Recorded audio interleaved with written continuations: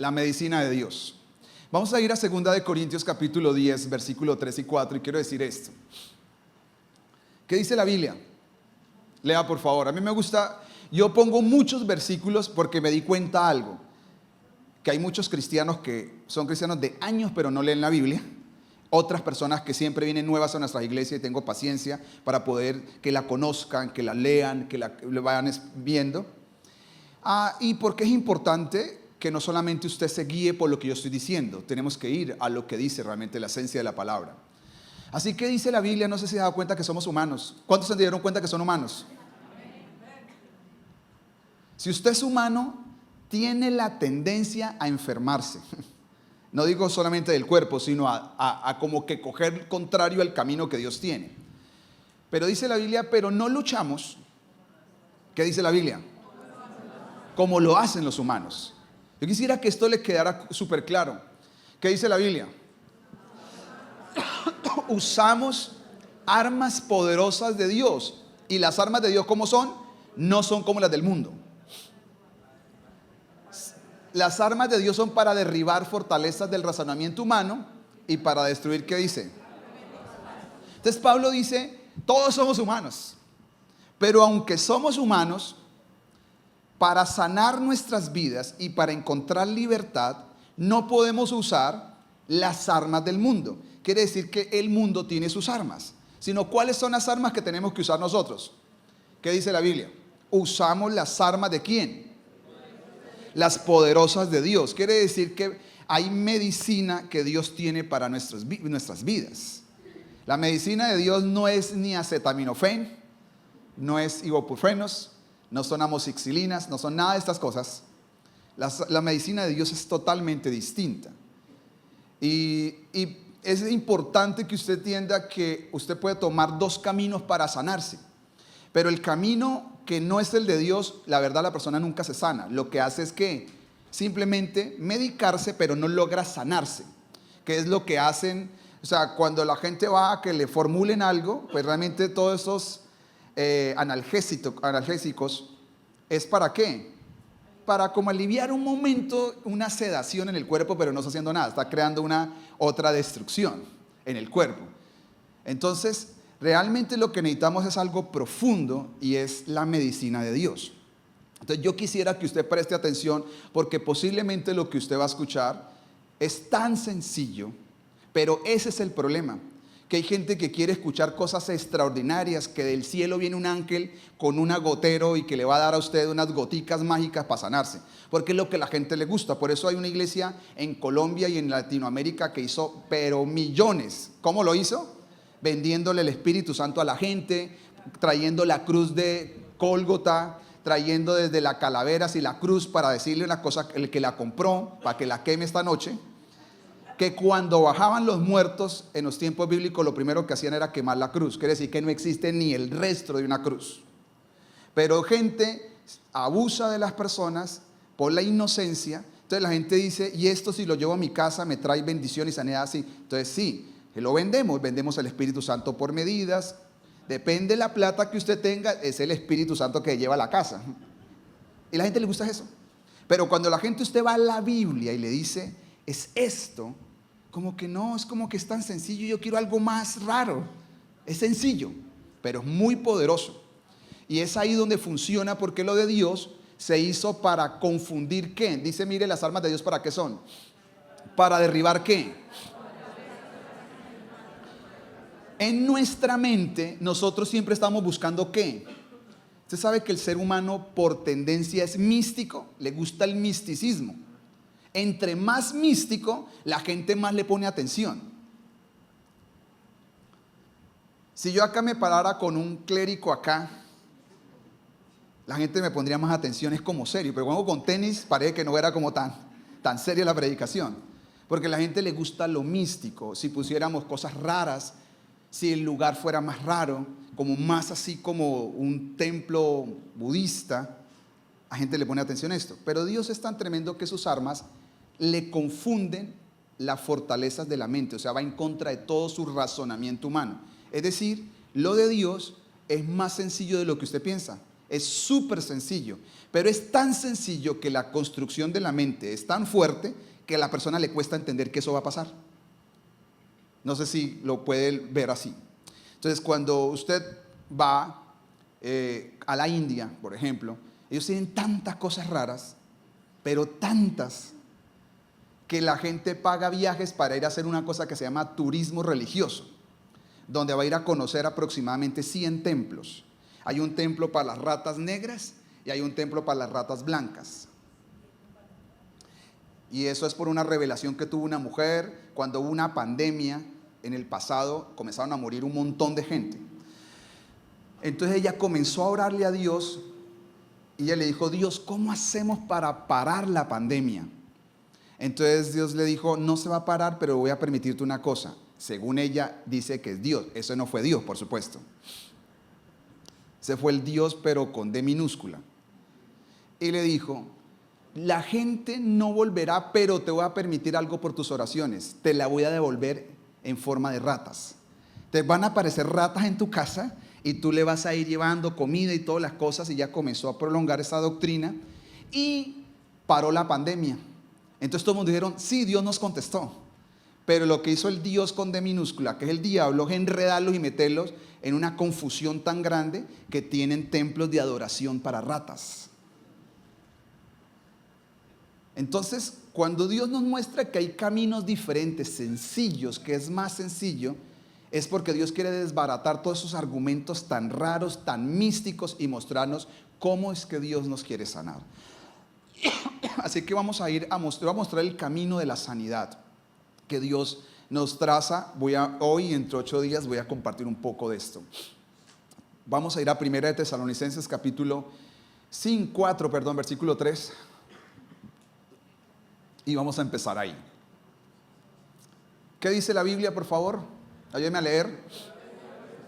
¿Cuál es la voluntad de Dios?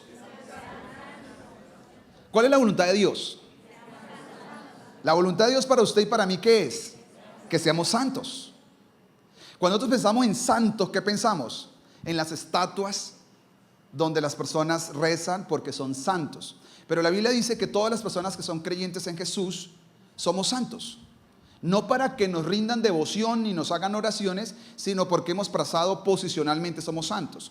Pero la palabra santo en la Biblia, en el Nuevo Testamento, tiene una connotación y es alguien que se apartó del pecado y se consagró a Dios. Entonces, cuando dice la palabra acá, la voluntad de Dios es que ¿qué? Que nos apartemos del pecado y nos hagamos santos. Y por ejemplo, ¿cuál es el primer ejemplo? Entonces, ¿qué tienen que dejar? Dejen todo pecado sexual. Entonces ahí comienza a hablar de que la gente no tiene que estar en adulterios y comienza a explicar un montón de cosas, en fornicaciones, en laxivias, porque somos ¿qué? Personas que somos ahora apartadas del pecado y ahora estamos ¿qué? Consagradas ¿para quién? Para Dios. Miren lo que dice el versículo 7. Dios no nos ha, ¿cómo dice? Dios nos ha llamado ¿a qué? ¿A qué nos llamó Dios? A tener vidas santas y no tener vidas impuras. A eso nos llamó Dios. Déjeme explicarle un poco más. Vamos a leer otro pasaje bíblico. El 8 dice: por lo tanto, todo el que se niega a vivir de acuerdo ¿a qué? Con estas reglas, no desobedece enseñanzas humanas, sino que rechaza a Dios que nos dio al Espíritu Santo. Entonces, por ejemplo, Pablo está colocando uno de los muchos ejemplos que va a poner, y es el pecado sexual. El pecado sexual, ¿qué es? Que la sexualidad, el concepto de la sexualidad de Dios es solamente se puede dentro del marco del matrimonio, no más. Todo lo que se salga de fuera del marco del matrimonio, ¿qué es? Es pecado. Entonces, ¿qué es lo que dice Dios? Ustedes que ya son santos tienen que salirse de ese estilo de vida y ahora vivir para Dios. Porque todo pecado sexual, ¿qué es lo que va a traer? Consecuencias físicas, consecuencias emocionales, consecuencias económicas. Yo llevo años ministrando la palabra y aconsejando personas, y le puedo decir que las personas que les gusta visitar lugares donde hay todos los ambientes de prostitución, le aseguro que con el pasar de los años ellos van a vivir en ruina y en pobreza. Así tengan mucha plata ahora, pero con el pasar de los años, si no dejan esos caminos, la ruina y la pobreza llega a sus vidas porque todo eso está acompañado, ahí viene todo junto. Entonces cuando Dios dice, deje esa vida, ¿es por qué? Porque Dios nos quiere sacar a prosperidad. Dios nos quiere sanar las finanzas, quiere sanar nuestros cuerpos, porque todo pecado sexual que se haga fuera de un contexto de matrimonio va a traer consecuencias más adelante. Y por eso Dios dice, no lo hagas. No porque es un castigo, sino por una razón. Porque el cuerpo, dice la Biblia, fue diseñado para glorificar a Dios y eso nadie lo puede cambiar. Ahora mira lo que dice 2 Corintios 7:1. ¿Qué dice? Queridos amigos, dado que tenemos estas promesas, ¿qué dice la Biblia?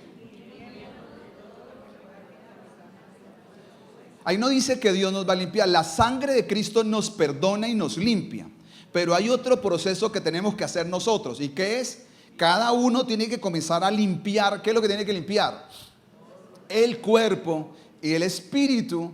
Y procuremos, ¿qué dice? Alcanzar una completa santidad porque le tenemos temor a Dios. Dice, queridos amigos, dado que tenemos estas promesas. ¿Cuáles promesas? Vamos a leerlo en 2 Corintios 6, del 16 al 18. ¿Cuál es la promesa que tenemos? ¿Y por qué tenemos que santificarnos? Dice, ¿y qué clase de unión puede haber entre el templo de Dios? ¿Quién es el templo de Dios? Por eso a esto que estamos acá, nosotros le llamamos iglesia. No me gusta que la gente dice, vamos para el culto. Ya mucha gente aquí ha cambiado su lenguaje. Venimos a una reunión, venimos a un servicio, no venimos a un culto, primero. No vamos por la iglesia. A la gente dice, ¿dónde queda la iglesia? Yo voy a mostrar dónde queda la iglesia. Acá no es la iglesia, acá es el lugar de reunión. Somos la iglesia todos nosotros. Porque ahora Dios está en nosotros. Eso es lo que dice el Nuevo Testamento. Esa es la cosa, la faceta más maravillosa. Y dice así, unión puede haber entre el templo de Dios y los ídolos? Pues nosotros, lea esto, somos... ¿Qué somos nosotros? El templo del Dios viviente. Como dijo Dios, viviré, miren lo que dice, en ellos. ¿Y qué más? Caminaré entre ellos y yo seré para ellos, ¿qué? Tener a Dios de nuestra parte es lo mejor que podemos tener. ¿Y qué dice después? Por lo tanto, salga dentro de los incrédulos, apártense de ellos, dice el Señor, no toquen sus cosas inmundos y yo los recibiré a ustedes. ¿Y qué dice el 18?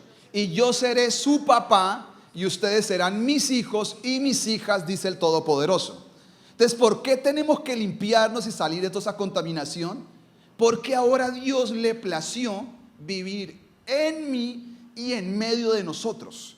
Y si Dios está en medio de nosotros, Él será nuestro Padre. Nosotros seremos sus hijos. Seremos guiados, protegidos, alimentados, cuidados, respaldados por Dios. Por eso necesitamos a Dios de nuestro lado. Entonces, si yo pongo mi vida, mi cuerpo, a cosas que a Dios no le agradan, Dios a mí no me castiga.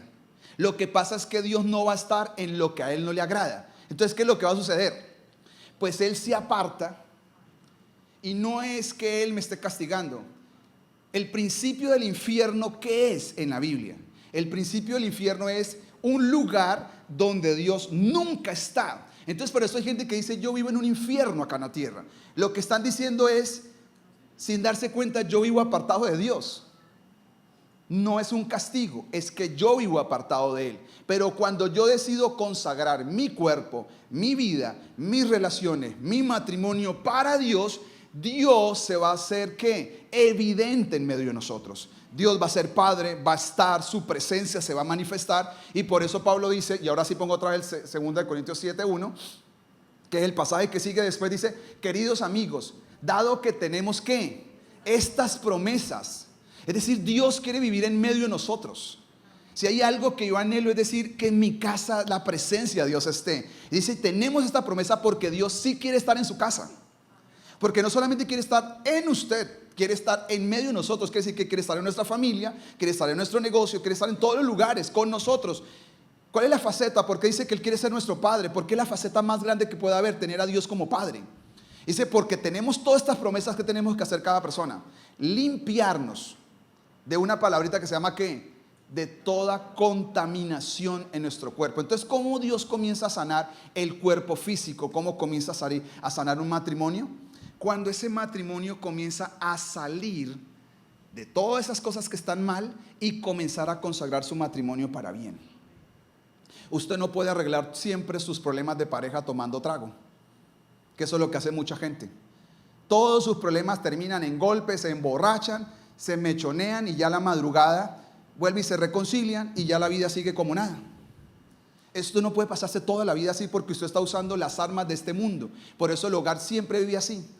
Que ya sí, que ya no. Usted necesita restaurar, dejar que Dios esté en medio de ustedes, en medio nuestro, para que la sanidad matrimonial se comience a dar. Porque Dios es el que va como papá a poner orden a la casa.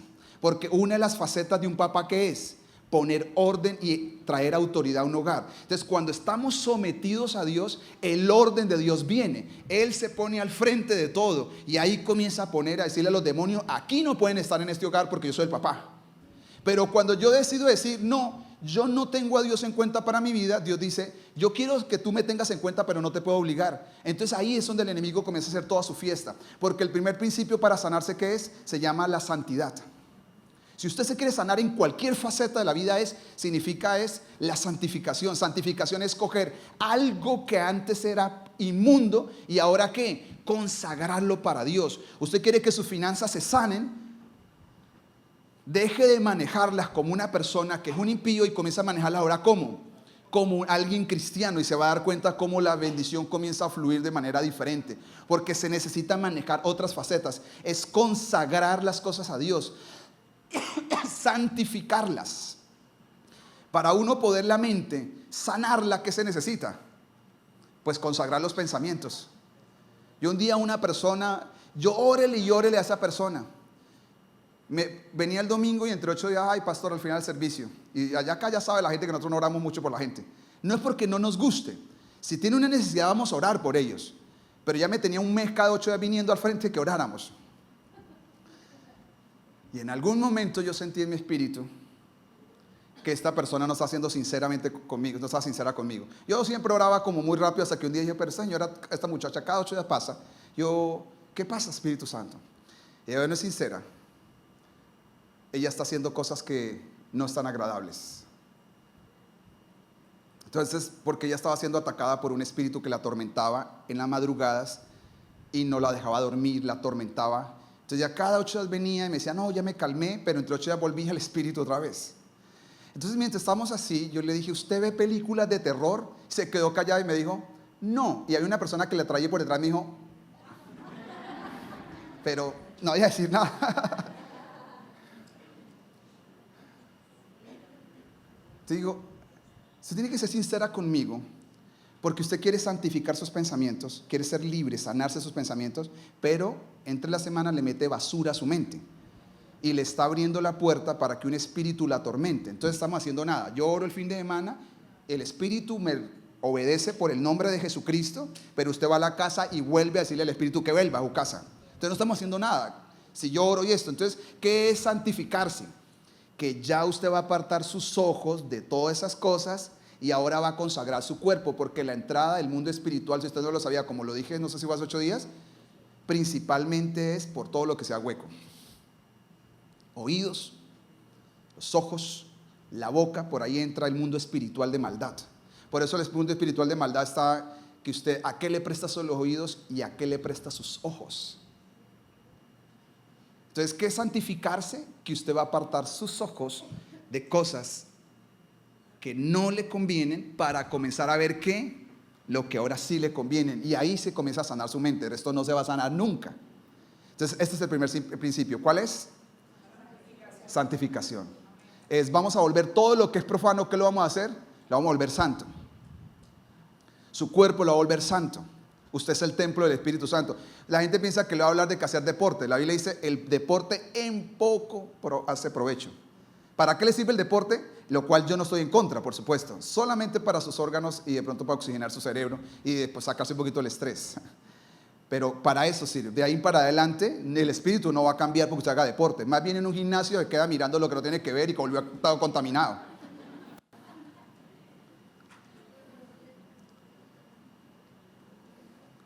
Entonces, ¿qué es lo que necesita? Santificar. ¿Qué es santificar? Se lo repito una vez. Es todo lo que es común, ahora volverlo sagrado. ¿Cómo? Porque lo sacamos de una vida pecaminosa y ahora se lo damos a Dios. Yo le doy mi cuerpo, le doy mis finanzas, le doy mi hogar, le doy mi mente, mis ojos, y así comienza la sanidad de Dios. Porque la gente piensa cosas raras. No, es que usted no se va a sanar si sigue haciendo las mismas cosas toda la vida. Necesita sanarse de forma diferente. Lo segundo que quiero compartirle,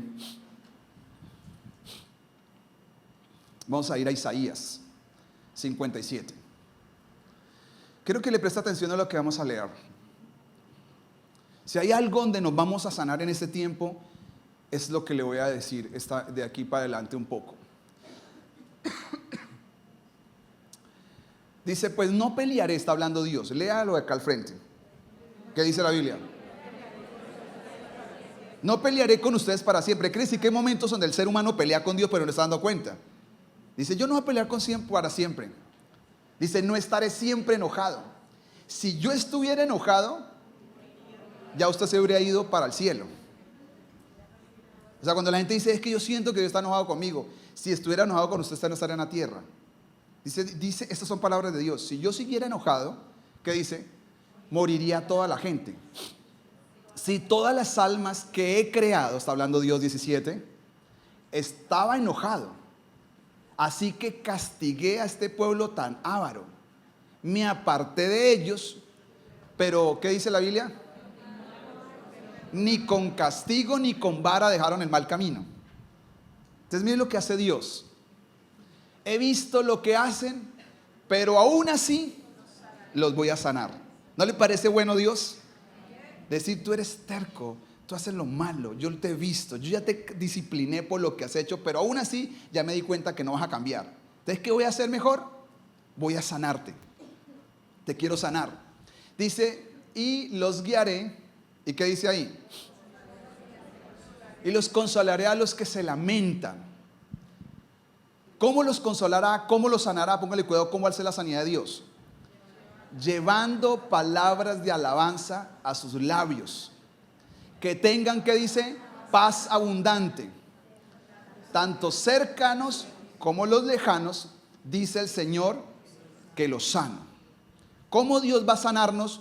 ¿Cómo Dios va a restaurarnos? Dice, yo voy a sanarlos, los voy a restaurar, los voy a consolar. ¿Cómo? Trayendo a sus labios palabras de alabanza, trayendo palabras de adoración, trayendo palabras de gratitud. Y después dice, y llenándolos ¿de qué? Con una abundancia de paz. El segundo principio que yo he visto que Dios va a usar para sanarnos, y en estos tiempos va a ser sanidades colectivas, es a través de la alabanza. Por eso es tan importante que todos los que alaban, tanto arriba como abajo, todos nosotros entendamos lo que Dios vamos a leer a través de la palabra. Porque Dios dijo que Él nos va a cambiar nuestro lenguaje para podernos sanar. Hasta que Dios no pueda cambiar nuestro lenguaje, nosotros no nos vamos a sanar. Porque el lenguaje que tenemos es algo que es la manifestación de lo que hay en el corazón. Jesucristo dijo, la manera como usted puede medir el corazón de una persona, ¿cómo es?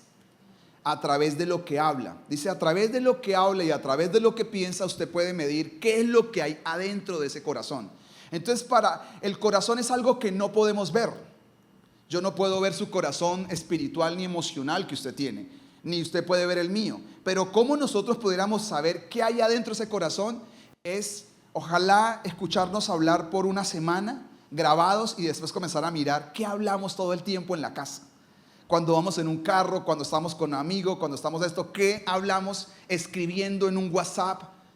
Porque ahí comenzamos a manifestar qué es lo que hay en nuestro corazón. Nuestro corazón se mide por las palabras. Entonces Dios dice, para yo sanarlos y consolarlos y restaurarlos, lo que voy a hacer, ¿qué es? Con este pueblo, les voy a cambiar su lenguaje.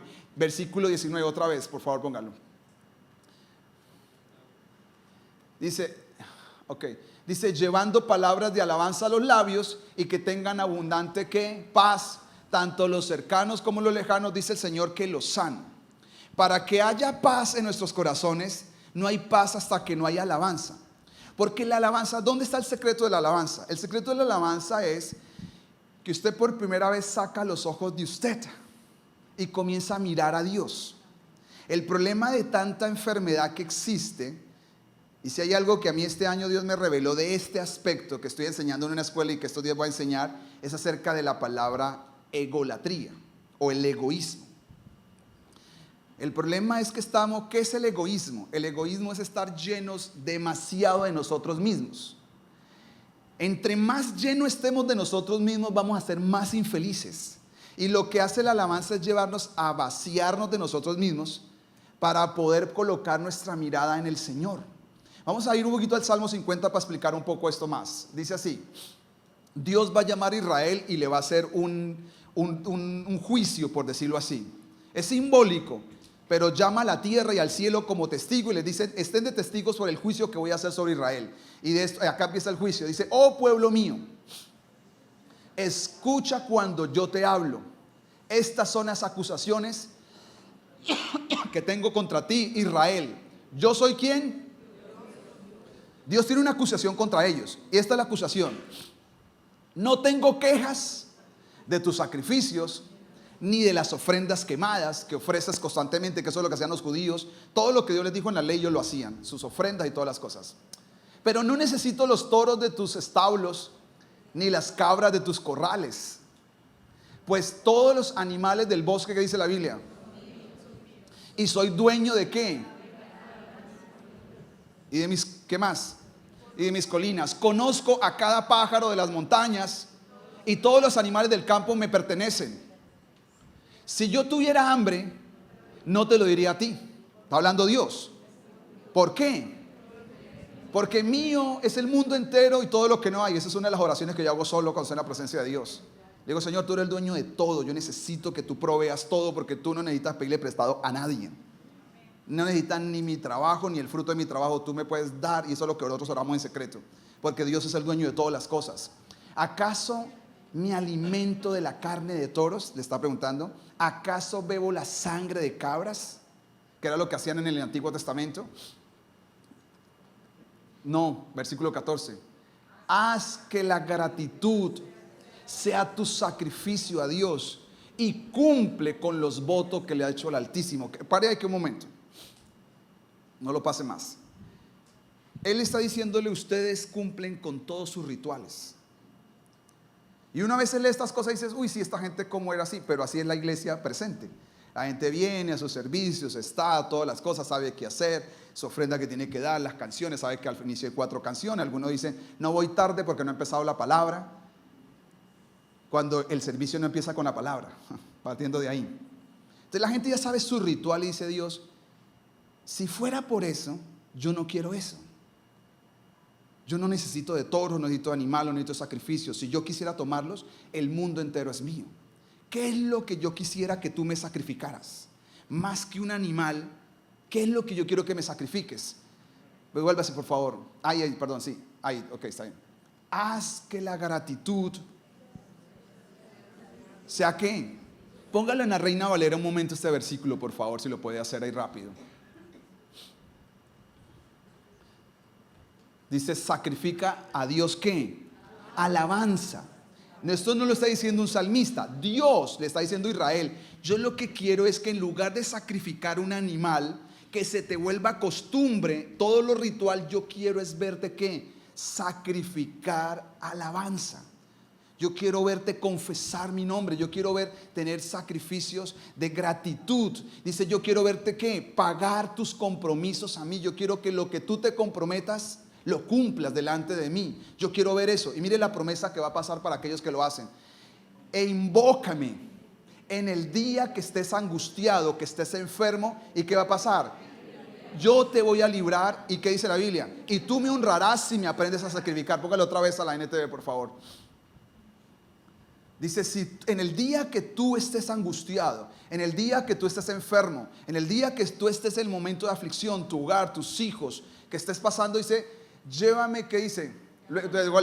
Llámame cuando tengas problemas, ¿y qué dice? Y yo te rescataré, ¿y qué dice la Biblia? Y tú ¿qué? Me darás la gloria. Quiere decir que hay una promesa. Dios dice, si no se vuelve esto un ritual, y realmente comienzas a entrar en mi presencia y aprendes a ser agradecido y aprendes a adorar mi nombre, cuando tú verdaderamente lo honres, cuando tengas un problema, búscame y yo voy a estar ahí. Pero si tú no me honras, ¿qué va a pasar entonces? Si usted sigue leyendo ahí, dice, cuando tú tengas problemas, yo guardaré silencio, porque tú nunca me has honrado. Y mire el último versículo 23, creo que es, ahí está, dice, el que sacrifica alabanza, ¿qué dice? Y al que ordenare su camino, ¿qué dice? Le mostraré la salvación de Dios. ¿Usted quiere ver la salvación? La palabra salvación es sanidad. Yo le mostraré la sanidad de ellos si ellos, ¿qué? Me aprenden a sacrificar alabanza. Hay un poder muy grande en aprender a adorar a Dios. Si hay algo que va a pasar, es que la tierra, cada día más lo vengo diciendo, lo hemos enseñando. Estoy por entrar a otra serie otra vez porque estamos combinando, porque la iglesia tiene que seguirse preparando porque el tiempo final se acerca. Las profecías se siguen cumpliendo una tras otra. El hecho que estemos en otros temas y que no estemos tocando a todo al mismo, no quiere decir que las profecías no están andando y tenemos que ir detrás de ellas. Pero una de las cosas que a Dios nos va a traer sanidad a su pueblo, ¿cómo nos va a sanar Dios? Cuando nosotros, todos los que estamos acá corporativamente, comenzamos a levantar adoración. La presencia de Dios va a descender. La presencia, por eso necesitamos que todos los que adoran acá, los que están acá y todos, comencemos a entrar en una unidad espiritual por una razón. Porque ahí Dios va a descender. Porque la presencia de Dios dice, yo voy a sanarlos y los voy a consolar cuando en su boca haya ¿qué? Haya alabanzas. Cuando haya alabanza en su boca, cuando haya gratitud en su boca, entonces ¿qué va a pasar? Yo vendré, los sanaré, los consolaré, los restauraré, los libraré, los sacaré, los rescataré, le mostraré toda mi salvación. Necesitamos cambiar el lenguaje. Dios quiere cambiar nuestro lenguaje y llevarnos a una dimensión de entenderlo, a Él. Por eso estamos estudiando la palabra, porque se necesita tener revelación de la palabra para entrar en un nivel de adoración más profunda. Y cuando tenemos un nivel de adoración más profunda, se desata la gloria de Dios. Pero claro, estamos en una adoración muy parcial, mucha gente no ve importante la adoración. Entiendo que hay gente nueva que no lo comprende, pero hay gente que debería entenderlo ya más rápido. Así puede ser que a veces hayan fallas técnicas, lo que sea. Tenemos que aprender a empujar, porque no se trata de la música, se trata de ¿qué? De Dios. Yo le decía a mi esposa estos días, y se lo quiero decir a los músicos, yo aprovecho porque no tengo mucho tiempo y le hablo a todos de parte. Yo he estado en lugares y yo le digo, si hay algo que decía Marcus Witt en el pasado, es que tenemos que aprender a adorar de la iglesia africana. Él lo decía hace muchos años, y cuando tuve la oportunidad de estar en África me di cuenta que lo que él decía era totalmente cierto. En África no necesitan instrumentos. Yo fui a una iglesia de carpas, una carpa de circo pequeña, y lo que estaba ahí es que yo estaba esperando, como siempre en Latinoamérica, los músicos acá al frente, la guitarra, y no había guitarra por ningún lado. No había ni siquiera tarima, era una cosa de pura tierra. Y entraron unas señoras negras, grandísimas, comenzaron a cantar el lunes, una otra detrás de otro. Se armó una fiesta en el lugar, y la conclusión que yo saqué, que es, no necesitan instrumentos. No había un instrumento. ¿Qué es lo que había? Un fuego de Dios, la gente con ganas, con ánimo. O sea, se necesita, es más eso. Porque la gente entiende a quién adora. No se trata del instrumento. Ay, no me pusieron la que me gusta a mí, como si esto fuera una rocola cristiana. De hecho, la moneda y me pone la que me gusta. Ay, que esa muchacha está como desafinada y me desconcentró. Entonces no le pongan cuidado a nada de eso. O sea, ¿qué viene? El centro de la adoración no es las canciones, es Dios. Y si quitáramos todas las canciones y a alguien se le diera por pararse acá a cantar, ¿qué es lo que hay que hacer? Adorar a Dios con fuerza, porque la adoración es Dios, el centro. Por eso Dios dice, si tú cambias tu lenguaje, ¿qué es cambiar el lenguaje? Es cambiar la visión de Dios. Porque en medio de la prueba, los hombres de Dios, ¿qué hicieron? Aprendieron a adorar. Dice la Biblia, cuando usted lee los primeros hombres de Dios de fe en Hechos de los Apóstoles, en Hebreos 11, que es Enoc. ¿Quién sigue después? Noé. Después, ¿quién sigue? Abraham, y comienza a nombrar a todos los hombres de Dios. Y esto el Espíritu Santo me lo enseñó. Todos ellos tuvieron revelación de Dios. Porque tuvieron revelación de Dios, dijo, lee, tú sabes la palabra. ¿Qué hicieron ellos? Noé, Enoc caminó con Dios, levantó un altar para Dios. Noé levantó un altar para Dios. Abraham levantó un altar para Dios. ¿Qué eso qué es? Adoración. Dios se les reveló a ellos y ellos levantaron un altar. ¿Y qué fue lo que sucedió? Por eso todos eran hombres de fe. Porque la fe crece en medio de un entorno de adoración. Si no hay fe es porque no hay adoración genuina. Tiene que haber adoración para que haya fe genuina y fuerte en Dios, porque la fe viene ¿de quién? De Dios, viene de Dios, no viene de ningún lado. Entonces, para poder levantar un altar de adoración necesitamos revelación de quién es Dios.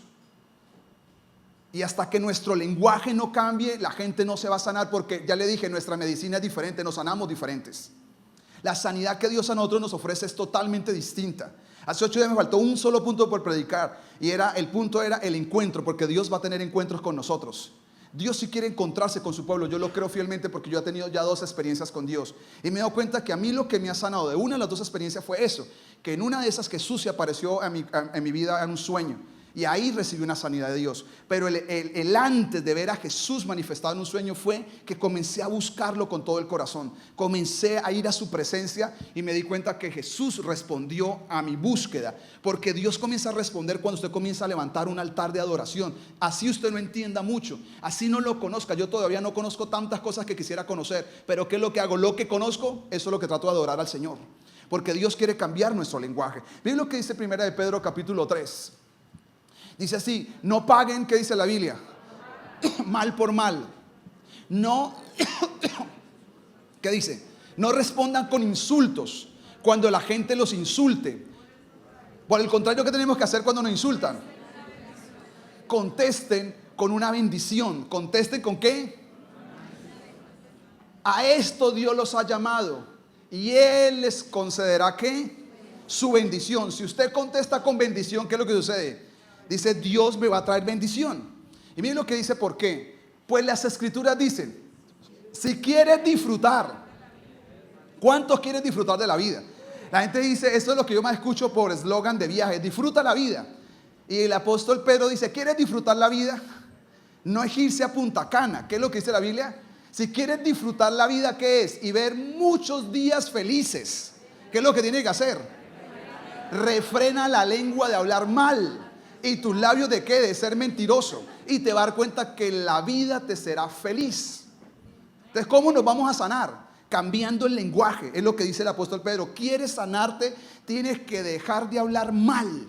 Dice, porque fuimos llamados a ser gente de bendición. ¿Qué es esto? A bendecir, así sea que nos maldigan, a bendecir y a bendecir. Ese es nuestro lenguaje. Ese es el lenguaje de los hijos de Dios. Y miren lo que dice después. Apártate del mal y haz el bien.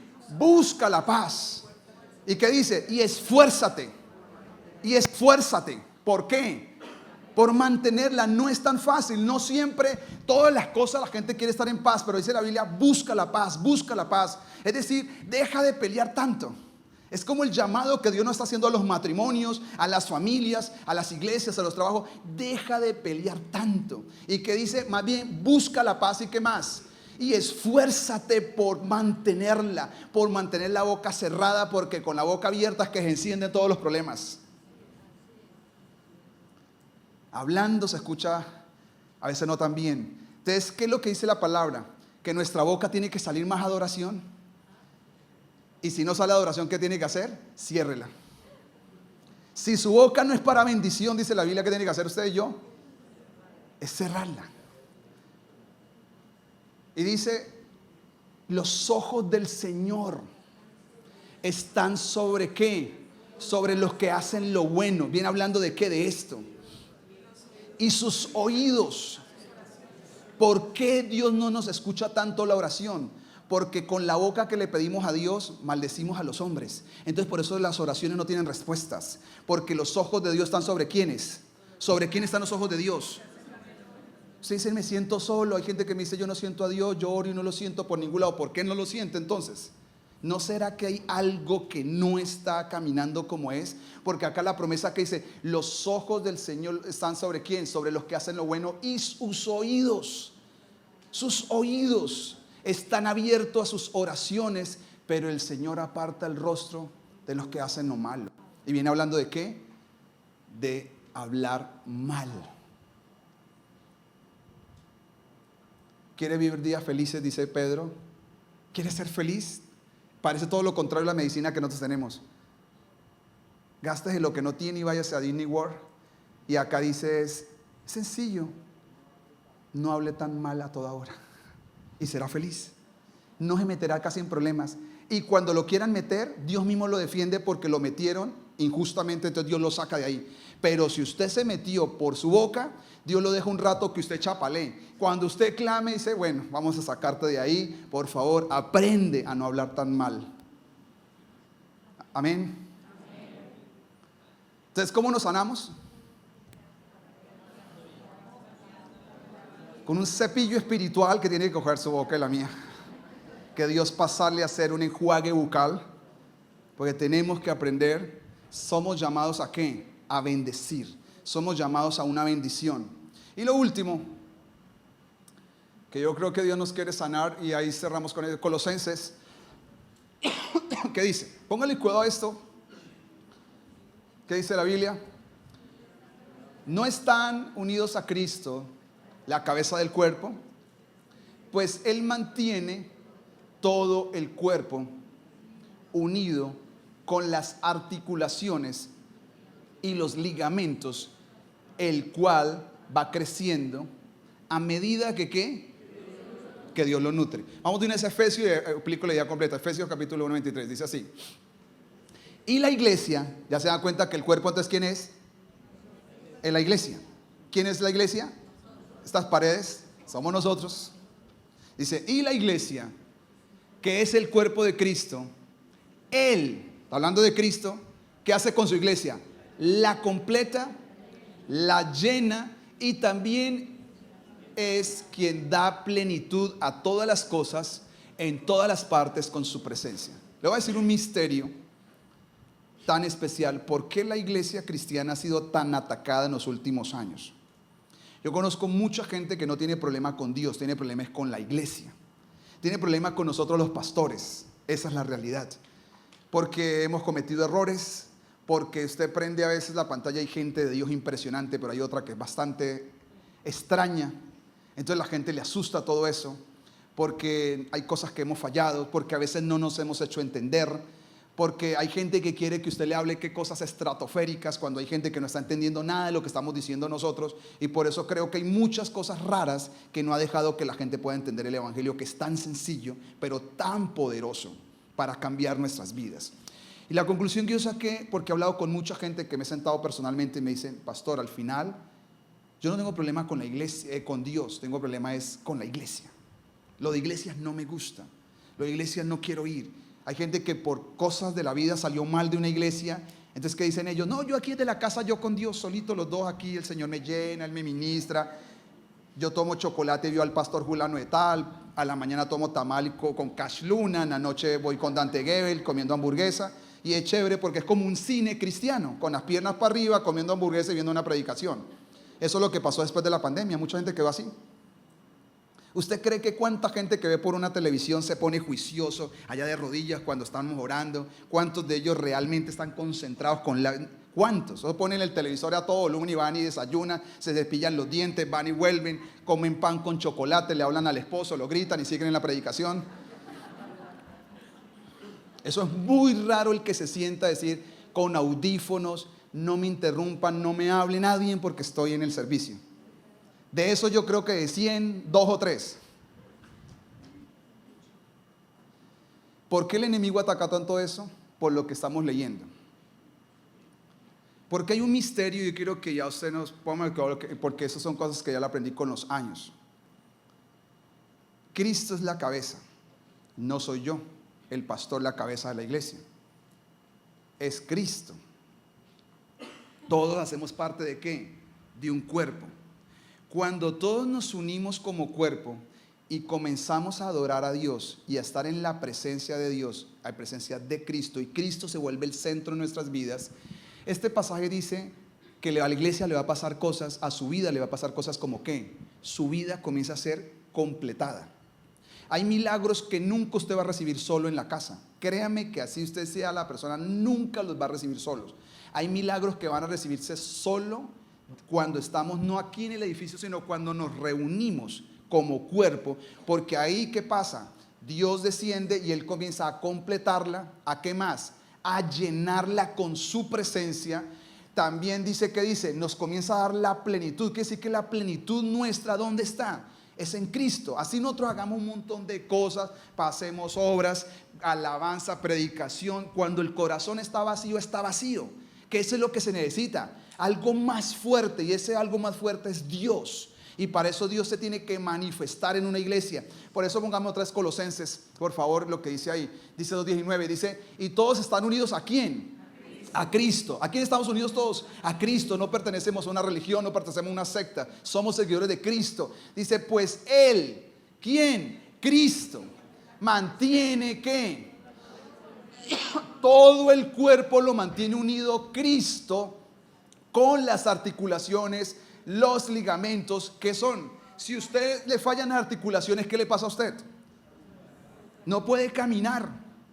Si usted tiene todas las articulaciones dañadas, tiene una artritis degenerativa, ¿qué sucede? Los brazos se le comienzan a torcer y todas esas cosas, las articulaciones se dañan.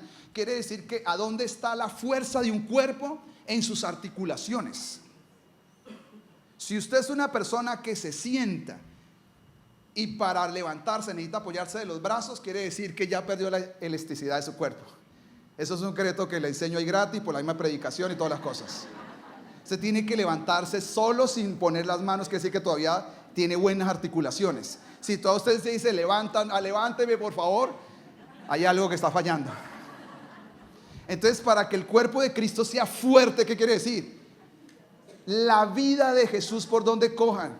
Por las articulaciones. ¿Y qué más? Los ligamentos que van uniendo los músculos y todo lo va uniendo los ligamentos. Dice, el cual va creciendo. ¿Cómo vamos creciendo? Yo puedo darle una excelente predicación o regular o buena, lo que sea, pero el quien lo nutre a usted es Dios. Y cuando usted da cuenta, usted dice, estoy fuerte. ¿Por qué estoy fuerte? Porque todos nos unimos como cuerpo y nos sometemos a la cabeza, y de la cabeza comienza a descender ¿qué?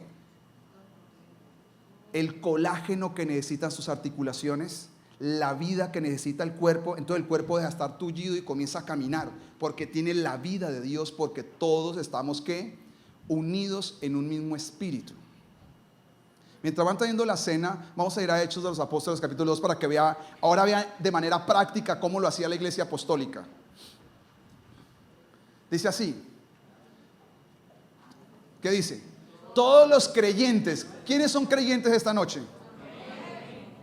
O sea, esto no es para personas que no son creyentes, lo que vamos a leer. Todos los creyentes. ¿Qué dice la Biblia? Se dedicaban. ¿A qué se dedicaban los creyentes? A la enseñanza de los apóstoles. Acuérdense que en este momento no hay Nuevo Testamento. Cuando el primer Nuevo Testamento apareció 300 años después, para los que no saben. ¿Qué leían ellos? El Antiguo Testamento. Entonces, ¿por qué dice que se dedicaban a las enseñanzas de los apóstoles? Porque los apóstoles comenzaron a enseñarles, ellos estuvieron con Jesús, a decirle todo lo que Jesús decía, todo lo que les enseñó a ellos, ahora se lo están transmitiendo ¿a quién? Quiere decir que ¿cuál es la primera enseñanza que tenía la iglesia cristiana? Era escuchar de Jesús. Por eso nuestra escuela tiene que ver todo con Jesús, la que estamos dictando ahora. Porque yo entendí que lo primero que ellos escuchaban no era el Antiguo Testamento, los creyentes nuevos. ¿Qué era lo que escuchaban? La enseñanza de los apóstoles. ¿Y cuál era la enseñanza de los apóstoles? ¿Quién fue Jesús? ¿Qué les enseñó? ¿Cómo lo vieron morir? ¿Cómo lo vieron resucitar? ¿Y cómo lo vieron ir al cielo? En eso perseveraban todos los días. Ahí vamos. Siga. ¿Qué después sigue? No. Devuelva, por favor, devuelva. ¿A qué más se dedicaban? A la comunión fraternal. Es que cuando hay comunión la gente se sana. La palabra comunión es una palabra koinonía.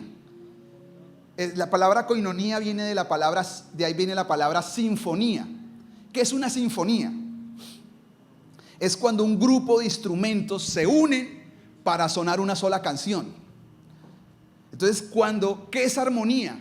¿Qué es una koinonía? Cuando todos nos unimos, algunos son de vientos, otros son de cuerda, Y todos tenemos diferentes formas, pero cuando nos unimos, sonamos bien y hacemos una sola canción. Y ahí hay comunidad fraternal. Entonces dice, ellos se dedican a eso. ¿Y a qué más? Dice, a participar juntos. ¿En qué? En las comidas. Acá no hay problema para comer, así que eso no es tan difícil. Dice, y entre ellas, ¿a qué se dedicaban? Y a la oración. Entonces, número uno, ¿a qué se dedicaban? A las enseñanzas de sus apóstoles, a compartir con otros hermanos, a tener comunión unos con otros y a tener una comunión a través de la cena del Señor. Y además, ¿y qué más hacían? Y a la oración. Mira el resultado. ¿Qué pasó por hacer esto? Un profundo, lea esto, un profundo temor reverente vino sobre todos ellos. Un día leía a un estudioso acerca de este tiempo, de este versículo bíblico, y decía que en Israel, en estos tiempos, había aproximadamente 500,000 habitantes, de los cuales se calcula que la mitad iba a la iglesia. Cuando pasamos a Hechos 6, ya la mitad de todo Israel y de Jerusalén iba a la iglesia. La otra mitad no iba, pero según unos estudiosos escribían que la gente a ellos los respetaba, todo el que no era cristiano. Los que no son cristianos respetaban a los cristianos. ¿Por qué? Dice, porque vino un profundo temor al ver ¿qué? Cómo permanecía la iglesia unida. Y los apóstoles ¿qué hacían? Muchas señales milagrosas y maravillas. Entonces, la unidad trae milagros. La unidad es la que trae milagros. ¿Usted quiere ver milagros en su hogar? Únase. Si cada uno está por su lado, ¿qué milagro va a haber? ¿Usted quiere ver que su empresa comience a avanzar? Comience a unificar a todo el mundo, decir, vamos a caminar por un solo lado, necesitamos tener koinonía, ir todos para el mismo lugar. Porque el principio es donde hay una maravillosa unidad, lo que sigue, ¿qué es? Milagros, milagros, milagros pasan. Y mire lo que dice más adelante. Dice, además de todo eso, adoraban juntos. Ya le añadimos una quinta cosa que hacían ellos. Adoraban juntos, ¿qué? En el templo cada día, pero también se reunían en las casas. ¿Para qué? Y vuelve otra vez el autor, Lucas, vuelve a decirnos lo mismo. ¿Para qué se reunían en las casas? Para persistir en la enseñanza de los apóstoles, para tener comunión. La palabra ágape, que tiene acá Carlos una empresa de ágape, ahí se le promociono. Ágape es una palabra que usaban en esos tiempos. Ágape era mesas. Ágape es una palabra que significa amor. Y una manera como traducía la iglesia primitiva el amor, o en estos tiempos, ¿qué es? A comer. Entonces, nunca las reuniones había si no había comida. No era gaseosa, no eran 2 galletas de soda era comida, porque todos generosamente compartían a través de la cena que se llamaba ágape. Entonces dice, adoraban juntos también en los templos. ¿Y dónde adoraban más? En las casas. Y se reunían para la cena del Señor y compartían sus comidas. ¿Qué dice? Y generosidad. ¿Qué quiere decir que generosidad? Ahí no habían 2 galletas ducales con un juguito de Royal. Había generosidad. ¿Y qué dice la Biblia? Todo el tiempo.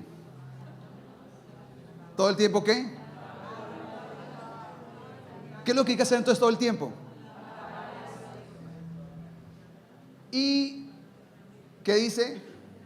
Disfrutando. La gente los quería, no iba a la iglesia, pero los quería. Por eso es que dice, ¿por qué yo le caigo mal a la gente? Le falta alabar a Dios. La gente quería al pueblo de Dios a pesar de que no le gustaba el pueblo de Dios. Dice, disfrutaban de la buena voluntad de toda la gente, y cada día el Señor agregaba a esa comunidad cristiana los que han de ser salvos. Entonces, ¿cómo nos sanamos? Nos sanamos solo en comunidad, si usted no lo sabía. Es difícil sanarse solo.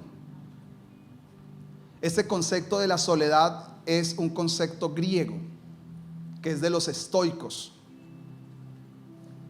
Y es que ellos para matar la carne se iban a vivir a lugares solos. Pues claro, pues si usted está solo, ¿qué tentación le va a dar? La tentación es pasando al frente de una hamburguesería La tentación es en el trabajo, ahí es donde está. Entonces, ¿dónde enfrentamos nosotros las tentaciones? Es en el diario vivir, no por allá escondidos solos.